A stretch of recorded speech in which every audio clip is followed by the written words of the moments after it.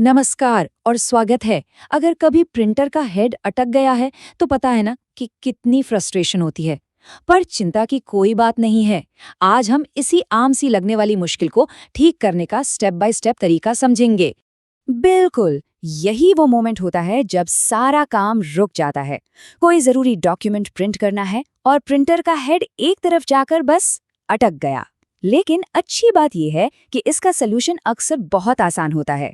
तो चलिए देखते हैं। तो ये जो हेडस्ट्रक वाली बात है, इसका असल में मतलब क्या होता है? चलिए इसे बिल्कुल आसान भाषा में समझते हैं। देखिए, सीधी सी बात है। हेडस्ट्रक का मतलब है कि प्रिंटर का जो सबसे जरूरी हिस्सा है ना, प्रिंट हेड, जो इंक को कागज पर डालता है, वो एक तरफ जाकर जाम हो गया है। अब वो हिल-डुल नहीं पा रहा और इसीलिए कुछ भी प्रिंट नहीं हो रहा। ठीक है, तो प्रॉब्लम तो समझ आ गई। अब आते हैं सॉल्यूशन पर। और हम शुरुआत करेंगे सबसे आसान तरीके से, क्योंकि ज्यादातर मामलों में सबसे सिंपल तरीका ही काम कर जाता है।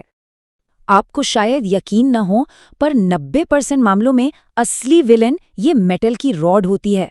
होता क्या है कि टाइम के साथ इस कैरेज रॉड पर धूल और सूखी हुई इंक जम जाती है और बस प्रिंट हेड का रास्ता ब्लॉक हो जाता है। और इसका इलाज? अरे बहुत ही सिंपल।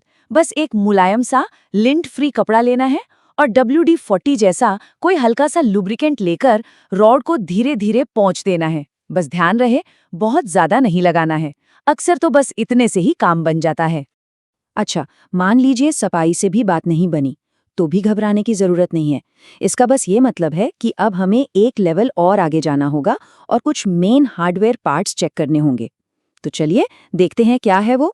इसे आसान रखने के लिए हम 3 स्टेप में चेकिंग करेंगे। सबसे पहले तो हेड कैरेज को ही देखेंगे, उसके बाद उसके छोटे से थ्रेड को चेक करेंगे और आखिर में होम पोजीशन सेंसर पर नजर डालेंगे। तो सबसे पहली चीज जो चेक करनी है वो है हेड कैरेज। ये वो प्लास्टिक का हिस्सा है जो प्रिंट हेड को पकड़ कर रखता है। इसमें कोई क्रैक या किसी भी तरह का डैमेज देखना है।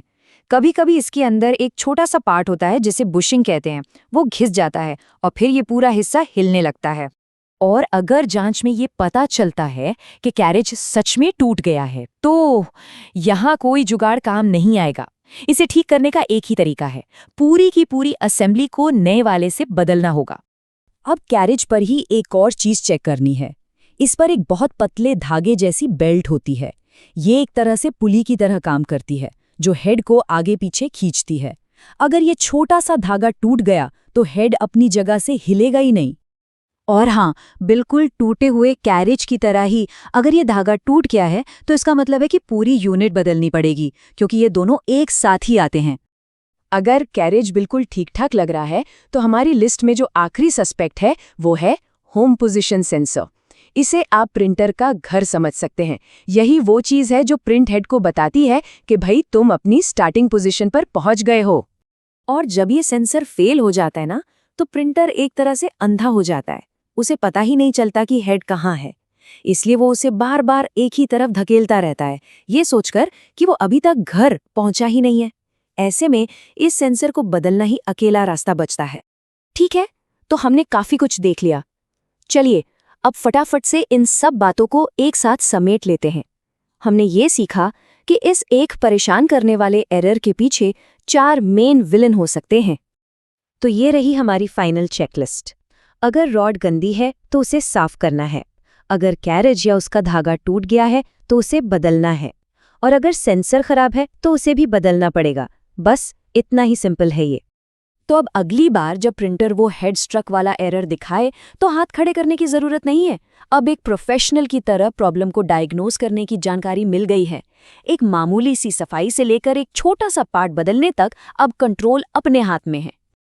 और इसी के साथ हमने प्रिंटर के इस रहस्य को सुलझा लिया है। जो कभी एक फ्रस्ट्रेटिंग प्रॉब्लम लगती थी, वो अब टेक्निकल टूलकिट में एक और स्किल बन गई है।